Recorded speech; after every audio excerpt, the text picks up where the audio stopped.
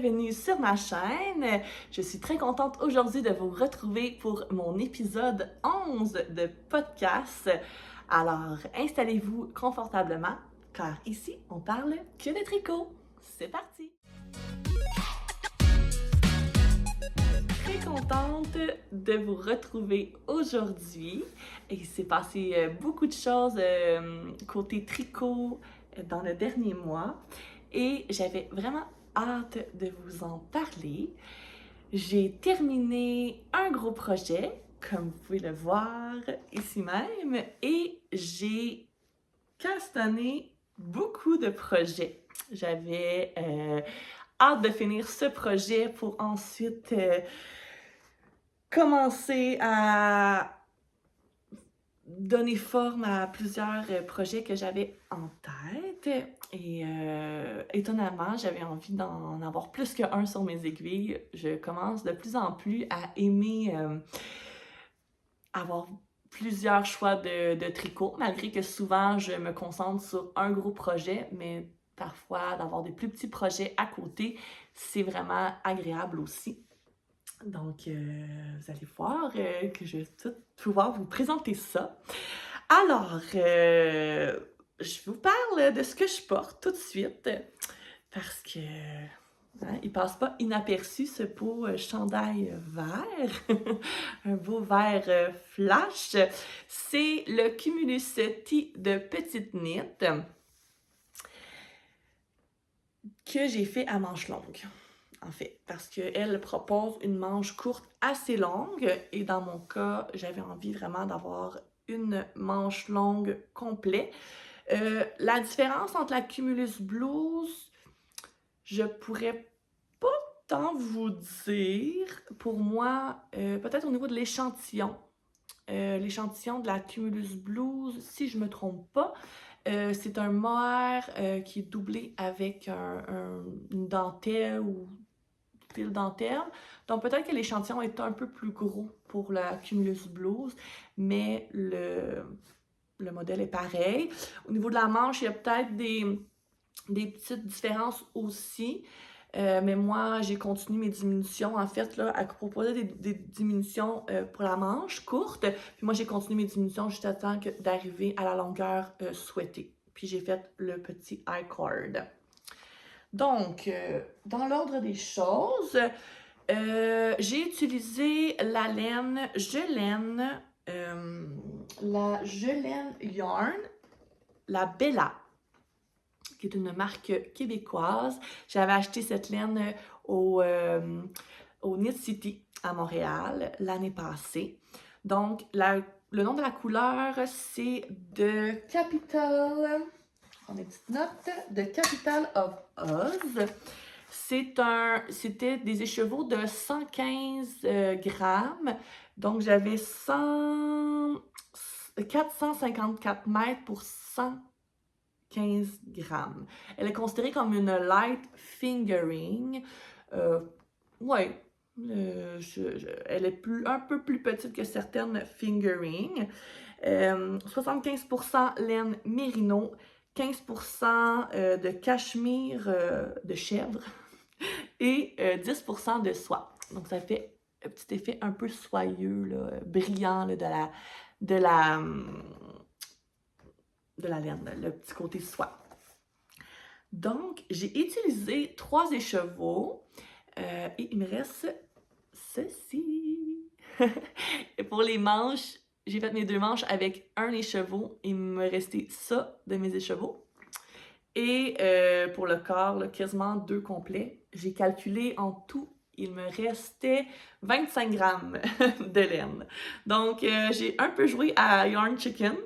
J'avais pas envie qu'il me reste trop de laine. Donc, je me suis dit, au pire, je vais aller faire les manches plus courtes. C'est pas grave. Mais finalement, je suis arrivée quand même. Il m'en reste plus que ce que je pensais. J'ai fait la grandeur large. Pour un buste de 104 cm, mon échantillon était un peu plus petit. Elle propose des aiguilles 3 mm, mais moi, j'ai pris des 3,5 mm parce que mon échantillon est un peu trop serré. Puis un peu plus petit et je voulais peut-être un effet un peu plus léger, peut-être moins dense. Alors, j'ai pris des 3,5 mm. Alors, je pense avoir plus d'aisance que ce qu'elle propose. Elle propose 9 cm d'aisance, mais clairement, j'ai plus que ça, là. Mais je suis tout de même très satisfaite de la façon qu'il tombe. J'ai été surprise par la profondeur de l'encolure. Je m'attendais à quelque chose d'un petit peu plus près du cou, mais porté avec des bijoux, là, je le trouve vraiment très beau. Je me lève pour vous montrer. Moi, j'aime bien le porter un petit peu dans mon pantalon. Je trouve que ça cintre un peu plus le chandail. C'est fini avec un petit I-cord aussi pour le corps. Puis il n'y a pas de diminution là, au niveau du corps, là. C'est vraiment d'un trait en rond. Donc, c'est ça. J'aime comment il tombe. Les épaules sont quand même bien dégagées, mais la camisole ou la brassière est cachée. Peut-être des fois une petite tendance à vouloir glisser, là, mais rien d'achalant. Donc, c'est ça. Puis là, les manches, comme je disais, j'ai fait des diminutions tout le long. Et j'ai rapetissé mes aiguilles pour mon I-cord. Je crois que j'ai pris des 2,75 mm. Donc, ça fait une petite manche un peu ouverte, là. Tu sais, mais je me dis, est-ce que ça va me tanner, là, d'avoir de quoi de lousse ici? Mais non, il arrive parfaitement dans la ligne de la main. Puis, ce que j'ai constaté pour cette laine, elle a pris beaucoup de longueur là, quand je l'ai bloquée. Ma manche, au début, je pensais l'avoir fait trop courte, là. J'avais calculé, j'avais un 3 pouces de moins avant blocage. Et j'ai repris ce 3 pouces-là au blocage pour les manches et pour la longueur. Donc, elle a quand même pris beaucoup de longueur. Au niveau de la largeur, je pourrais pas vous dire là, si ça a été le même cas parce que je trouve qu'il tombait bien aussi avant blocage et après blocage. Donc, ça fait le tour. Ça fait le tour de ce magnifique projet. Un projet, c'est ça, très classique, qui va se porter bien pas mal à toutes les saisons parce qu'il est très léger. Oui, il est chaud, mais pas trop chaud.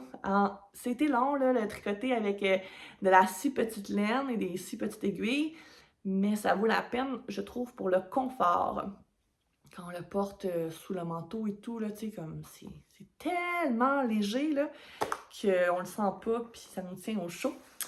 Donc, très long, très très long, interminable, projet zéro cerveau, mais à tricoter en même temps qu'un autre projet parce que juste faire ce projet-là, je trouvais ça un peu démotivant.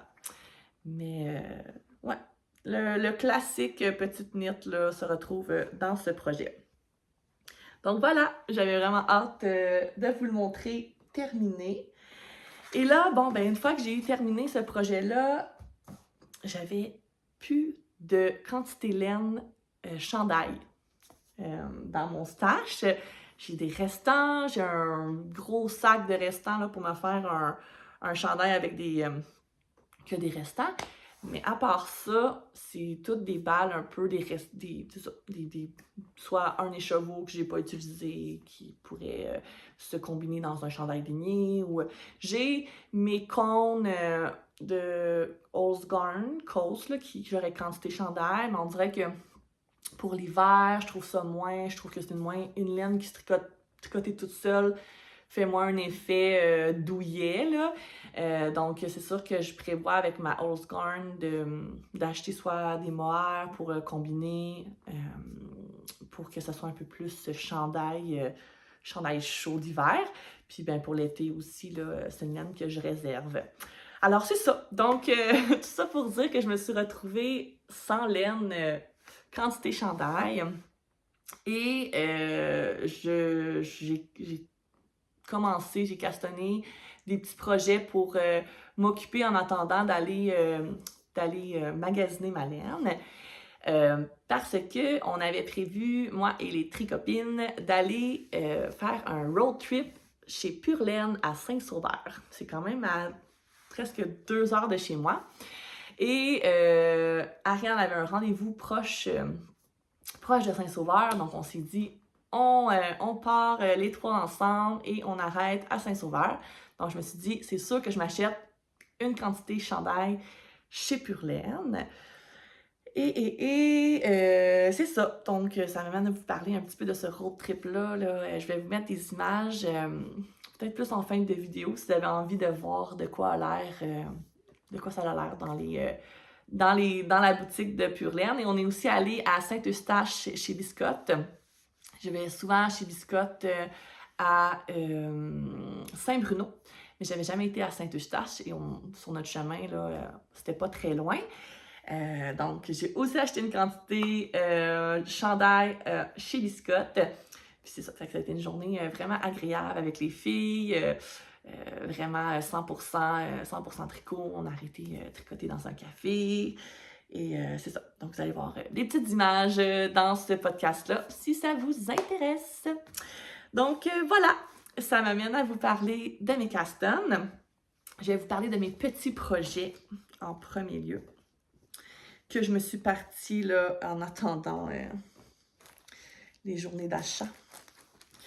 Alors, je me suis fait donner à Noël la laine de Biscotte, leur laine maison, leur laine à bas, mais que moi j'avais utilisé pour faire mon châle.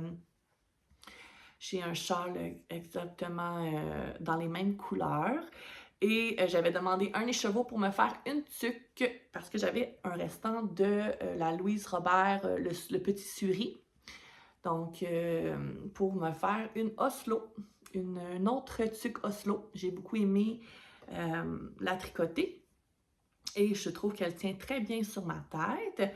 Donc, j'ai combiné mon suri et ma laine pour me faire la Oslo. Donc, j'en suis presque à tourner mon rebord pour le joindre ensemble, pour ensuite continuer la tête. C'est drôle parce que la dernière fois, je vous ai parlé de la Oslo avec les filles de dernière vidéo.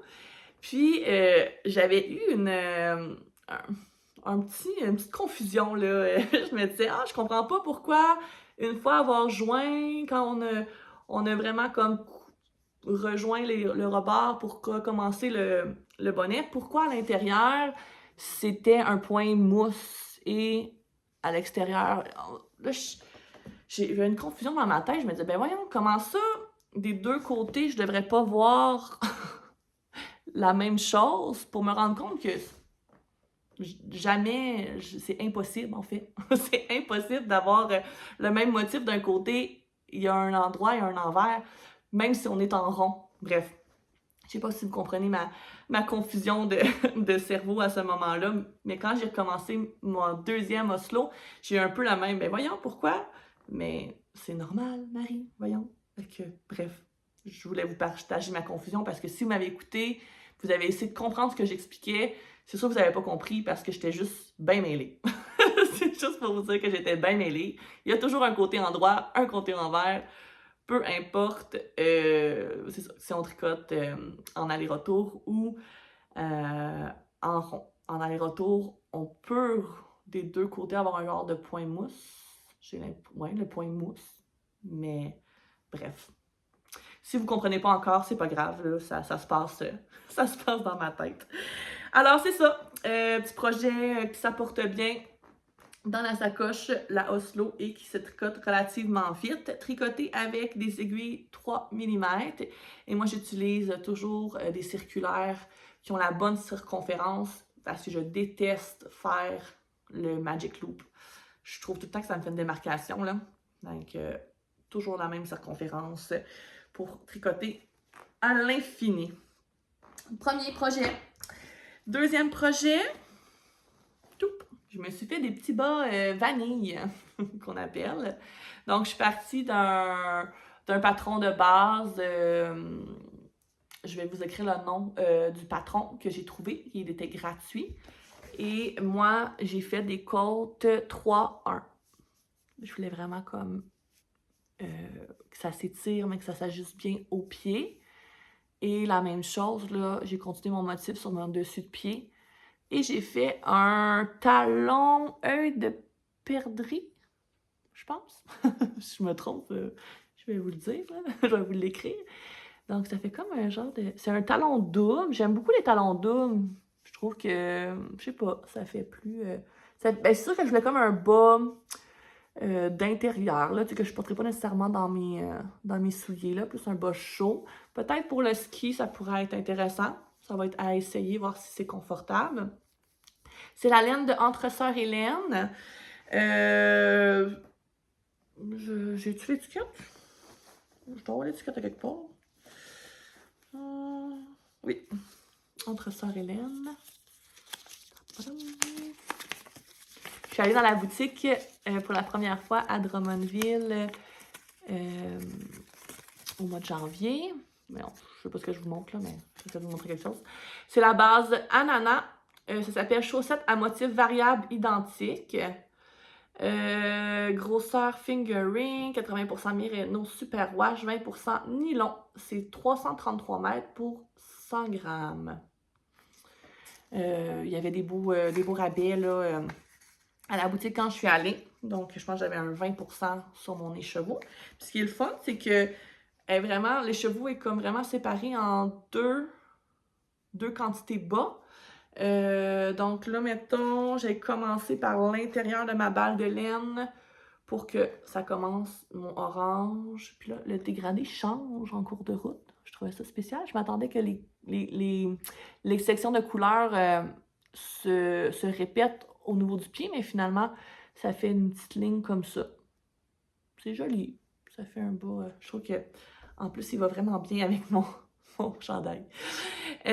Puis ben là, quand je vais commencer mon deuxième bas, je crois que je vais prendre mon fil à l'extérieur de la balle de laine pour reproduire la même chaussette. De là pourquoi la balle de laine s'appelle motif variable identique. À voir si je vais avoir vraiment deux chaussettes identiques. Mais super agréable. Je suis pas une fille de bas, comme vous le savez, là, si je l'ai déjà dit dans plusieurs vidéos, je suis pas une fille de bas. Là, j'avais rien à tricoter, puis j'avais cette laine-là.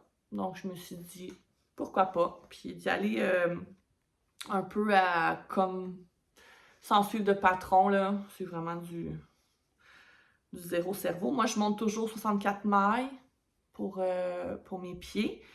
Puis j'ai des grands pieds, là, fait que j'ai encore un petit bout à faire. Et c'est tricoté sur des 2,25 mm. Donc, mais c'est ça aussi, je trouve ça quand même le fun à traîner comme projet. Quand on veut pas traîner la grosse sacoche, là. C'est quand même... c'est ça, c'est quand même pratique. Voilà pour mes deux projets en cours petits. Celui-là, je vous le remontre rapidement. Le Ridgeline Vest. C'est ça?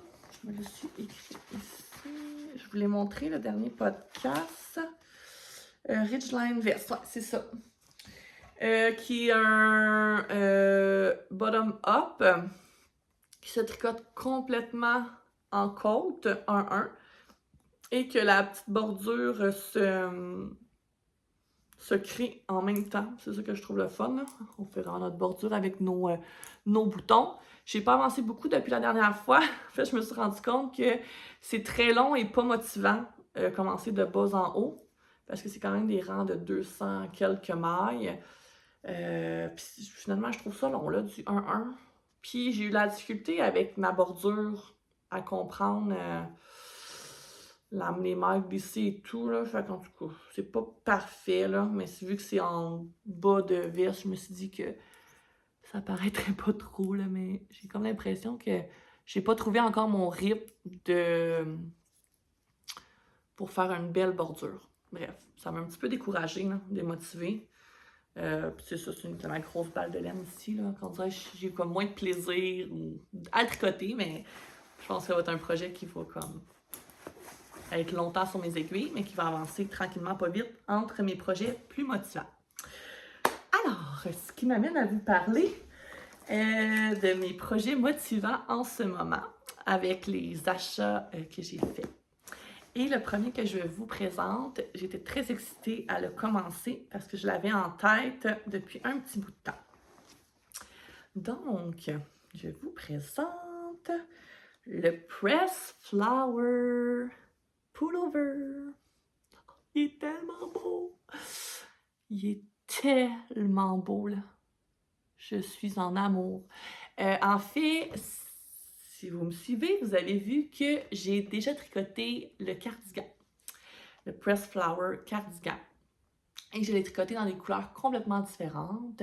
Un beau rose, beige, avec des fleurs plus bleu-vertes.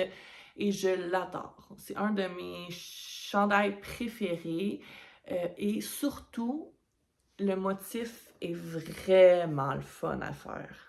Il est le fun à faire, puis à un moment donné, tu n'as plus besoin de ta charte, là. Tu comprends comment créer tes fleurs sans charte. Le pullover est tricoté avec des... Oh ben attendez, je vais vous le dire. Les 4,5 mm, tandis que le cardigan, c'était plus des 3,5. Il suggère une laine DK. Moi, c'est plus une laine sport que j'ai trouvée dans les couleurs que je voulais. En fait, j'utilise la Sisu de Sandnes Garn, la couleur... Ah, y a-t-il un nom de couleur? Oui, je crois que c'est charbon que j'avais vu. Ça, c'est charbon. Je l'ai vu écrit quelque part l'autre fois, mais je le vois pas à l'instant. Donc, c'est comme un noir, mais avec des petites teintes. Tu sais, je voulais pas un noir. Je voulais vraiment comme... C'est ça, un charbon. 80% laine, 20% nylon. 175 mètres pour 50 grammes. Donc, c'est pour ça que je vous dis que c'est comme plus une sport. Dans le DK, je trouvais pas nécessairement ce que je voulais. Il y a la Ulysse que j'ai utilisée pour mon autre, que j'avais quand même bien aimée, qui est 180 mètres pour 50 grammes. Mais bon, je me suis dit que ça le ferait, là, ça va faire. Ça fait juste, en fait, ça fait juste moins serré. Il est juste très, moi je le trouve vraiment léger, là. Puis plus ajouré, mais plus ajouré que mon autre, là. Je sais pas si je vais vous montrer, là. On voit un peu la lumière autour, mais il est noir, là. Fait que par-dessus un chandail et tout, là, on verra absolument rien. Non. Non. Fait que ça fait qu'il est plus léger, avec des 4,5 mm, mais mon échantillon fonctionne bien. Pour ce qui est de mes petites fleurs, j'utilise la Zubberball Crazy de Chopelle. Zubberball Crazy de Chopelle. J'ai utilisé la même laine aussi pour mon cardigan. Donc, ça me donne pas la même échantillon parce que j'utilise une taille d'aiguille plus grande, mais donne un effet un petit peu différent. Et mon échantillon fonctionne bien. Il faudrait que je le recalcule sur mon chandail, mais j'arrivais là, peut-être une maille de différence avec l'échantillon. Donc, il serait comme un petit peu plus petit. Mais j'ai ajusté ma grandeur et il n'y aura pas de problème. On fait des mathématiques quand on fait des échantillons. Donc, c'est ça, la Zubberball, je vais vous dire la composition. C'est un 100 grammes pour 420 mètres. Donc, même, on s'approche plus du fingering. Et c'est 75%. C'est de la laine. 75 sur wool. C'est comme leur... Je sais pas, c'est de la laine, là. qualité super wash qui est écrit. 25% polyamide, 75%, c'est ça, 75% virgin wool. C'est ça. Bref. Fait que c'est la couleur. Matériel. T'sais, eux, ils proposent avec des 2 ou 3, des 3 mm. Comme, pour ça, je vous dis que c'est. Mon échantillon est vraiment plus lousse. Bref. Mais ça rend, là. Le résultat rend très, très bien. Qu'est-ce que je voulais vous dire de plus sur ce projet? Bon. Pour les grandeurs, qu'est-ce qui est particulier et ce qui me faisait peur, c'est au niveau de l'encolure. Certains patrons de gens qui l'ont fait, j'aimais pas comment tombait l'encolure. Mais ce que j'ai remarqué, c'est que peu importe la grandeur que tu prends, le nombre de mailles montées est le même. Donc, ça peut peut-être être difficile des fois d'ajuster au niveau de comment ça va tomber, là, vu que fallait que je monte, peu importe là, que je porte du X small ou du 3X, c'est le même nombre de mailles montées. Fait que ça, j'ai trouvé ça un peu spécial. En fait, en ce moment, je tricote, j'ai fait des augmentations, mais ce qui va déterminer la taille que je vais faire, ça va être le nombre de répétitions que je vais faire. Ce que je trouve quand même intéressant parce que j'hésitais entre 2 grandeurs vu mon échantillon. J'hésitais à avoir. Il me propose quand même 30 cm d'aisance, qui est quand même beaucoup, que je trouvais peut-être un peu trop. J'aurais aimé ça de quoi de petit peu plus ajusté que ce qu'elle propose. Fait que j'avais le choix entre 140 cm ou 110 cm. Donc, je me disais, mais si mon échantillon est plus petit, je vais aller vers le 140 cm, mais s'il est plus grand, plus vers le 110 cm. Fait que je me trouve comme en 2 tailles. Ça m'arrive souvent, ça, entre le médium et le large. Mais là, ce qui est le fun, c'est que je peux pouvoir prendre ma décision au fur et à mesure que je tricote. Fait que là, mettons, pour la taille médium, il fallait que je fasse 3 répétitions de fleurs, ce que j'ai presque atteint. Et si je veux faire la taille large, je dois faire une autre répétition. Fait que je vais vraiment comme pouvoir l'essayer, étirer. Tu sais, comme là, vous voyez, là, j'arrive à la fin de mon trou. Puis tu sais, mon dessous de bras est ici. Fait que j'ai l'impression que ça va être la large qui va être le mieux. C'est sûr que mon échantillon a pris un petit peu d'aisance lors du lavage, mais à peine, là. Fait que je pense que ça me rassure à me dire, ah, ben oui, je m'enligne vers une taille plus large que médium. Si je me trompe pas, là, je sais pas si c'est décrit en large, médium ou en plus en 1, 2, 3, 4, là, mais bon, je me trouvais vraiment en 2 tailles. Donc c'est ça. Je trouve ça fun quand même de prendre la décision de la grandeur au cours du projet, parce que souvent, c'est dès que tu montes ton nombre de mètres, tu t'es pris avec ta décision de taille que tu as choisie. Mais dans ce cas-là, peut-être que c'est moins ajustable ou moins fit pour certaines morphologies de corps, mais c'est quand même pratique. Puis la différence entre lui et le cardigan, c'est qu'il se tricote de haut en bas et le cardigan, c'est de bas en haut.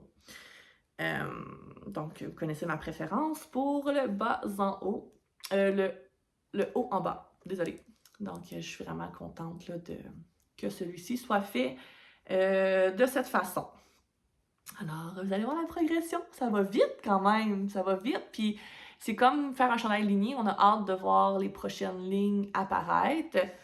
C'est le point, là, c'est une charte, là, dans le fond, c'est de la mosaïque qu'on appelle. Donc, pour quand on tricote en rond, on fait 2 rangées avec la même couleur et on glisse la couleur contrastante. Et pour, ben c'est ça. Donc, on glisse, puis quand on est rendu ben, à la couleur, ben, on tricote la couleur, puis on glisse pas. Ça dit ce que ça a à dire. Et ici, on a un beau raglan et on fait une augmentation de chaque côté du raglan. Une augmentation à droite, une augmentation à gauche. Il y a aussi un petit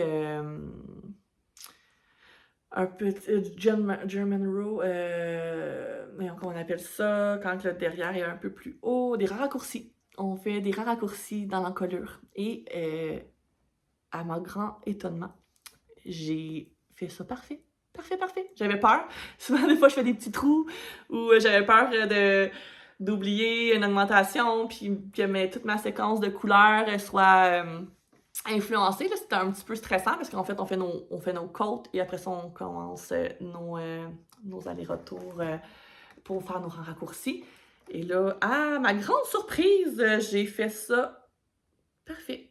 Parfait. Je pense que j'ai compris là, comment faire les raccourcis sans faire de trou. Avec la pratique, j'ai fini par y arriver. Donc voilà, c'est ça. Je le trouve beau. Ces couleurs-là, c'était... j'ai vu aucun projet montré sur Ravelry qui avait ce contraste de couleurs-là, mais j'avais ça dans ma tête. Voilà. Ici, on a mon échantillon. Je me suis trompée. Vive les échantillons pour ça.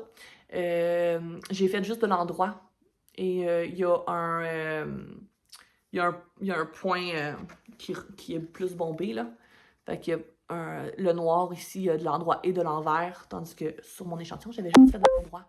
Faites attention quand vous lisez votre charte pour bien vous assurer que quand vous êtes à l'envers de l'échantillon, ben, que vous tricotiez pour faire un point envers et non un point endroit. Voilà! Et l'autre projet, je le considère commencé, mais il n'est pas tout à fait custom. En fait, j'ai fait mon échantillon parce que j'avais vraiment hâte de voir le rendu de cette laine-là. Alors, c'est la laine que j'ai achetée chez Pure Laine. Donc, pour ceux qui connaissent Pure Laine, leur marque de laine, c'est la Carpe Diem. La Carpe Diem. J'ai eu un gros coup de cœur sur cette base-là. Je sais pas si vous pouvez voir là, la petite effet fluffy, tout en légèreté. Elle me faisait un petit peu penser à la Drop Air, mais plus grosseur Deka que Aran Worsted. Elle est composée de 51% de bébé alpaga. C'est ce qui m'a charmée, je crois. J'adore le bébé alpaga. 49% coton pima. Et c'est ça. Ah, c'est ça. Je pense que le coton, c'est ce qu'on voit là dans... qui est plus pâle, là. Qui est comme un peu blanc. Ouais. J'ai une autre laine aussi qui me fait penser à ça. C'est ma laine que j'ai achetée chez Hobby, sur le site Hobby. Cette laine-là. Qui est aussi de l'alpaga et du coton, hein, vous voyez. Fait que, mais la douceur de cette laine est incroyable. C'est comme, tu sais, puis le fluffy, là, ça se compare, mais ça se compare pas, là. Et on voit le côté luxueux de cette laine. Bref, j'ai eu un coup de cœur. C'est la base Éole et la couleur Pépin. Éole Pépin. Avec E-O-L-E. Et là, j'ai dit, bon, mais qu'est-ce que je pourrais bien faire avec cette laine? Parce que j'ai plein de projets en file d'attente et je voulais absolument me trouver de la laine pour mes projets que j'avais en tête. Donc, j'ai décidé de faire je me trompe tout le temps, le Autumn Alpine, mais c'est en cardigan. Le Nordic Bloom, non, c'est pas, le Nordic Bloom, cardigan.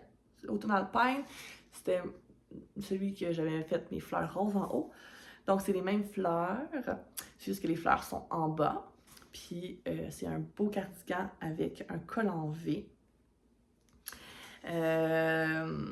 Donc, couleur de fond, couleur de fleurs. Ok, c'est ça. La laine recommandée dans le patron, c'est plus une laine à rang, même limite. Elle dit bulky, là, mais tu as une version plus à rang. Donc, ça, c'est plus, j'ai utilisé le métrage tantôt, 300 mètres par 100 grammes. Donc, c'est plus une déca. Donc, j'avais peur que ça fonctionne pas, mais on dirait que je voyais pas d'autre chose que ce projet-là à faire avec cette laine-là. Puis, ben, les vendeuses là-bas m'ont confirmé là, que je réussirais à arriver à mon échantillon, mais ce serait encore là un échantillon un peu plus ajouré.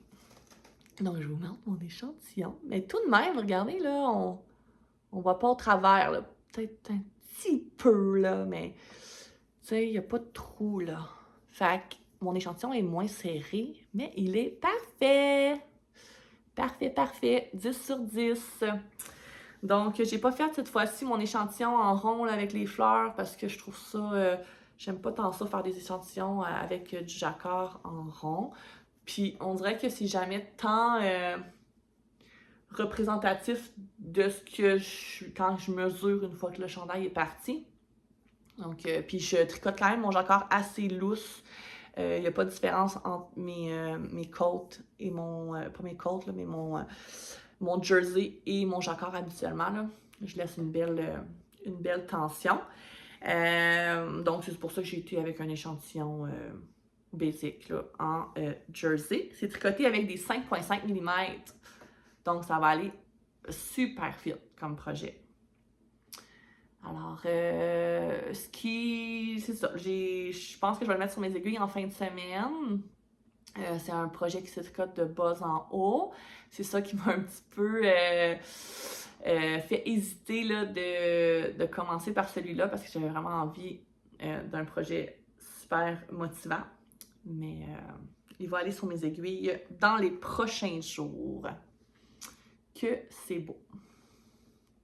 Et voilà. Bien hâte. Donc, c'était la folie du Caston. Et je suis contente d'avoir choisi des projets, d'avoir commencé des projets que j'ai mis sur mon Make 9 en plus. J'ai déjà trois projets d'entamer de mon Make 9.